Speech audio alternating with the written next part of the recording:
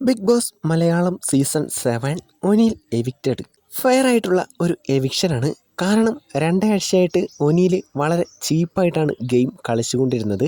കഴിഞ്ഞ ആഴ്ച തന്നെ അഭിലാഷിൻ്റെ ഒപ്പം തന്നെ ഒനിയിലും പോവേണ്ടതായിരുന്നു. എന്നാൽ ഒനിയിൽ ക്യാപ്റ്റൻ ആയതുകൊണ്ട് നോമിനേഷനിൽ ഇല്ലായിരുന്നു. ഒനിയിലും അഭിലാഷും ജിസേൽ, ആര്യൻ ഇവരെ വെച്ചുള്ള ഗെയിമാണ് കളിച്ചുകൊണ്ടിരുന്നത്.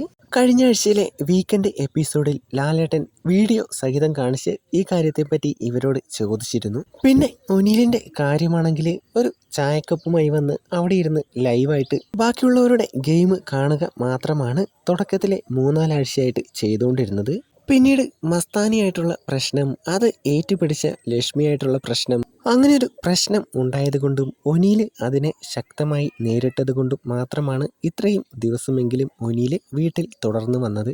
ഒനിയിൽ, സാബു, ബിന്നി ഇവരെല്ലാം എത്രയും പെട്ടെന്ന് പോവേണ്ടതാണ്.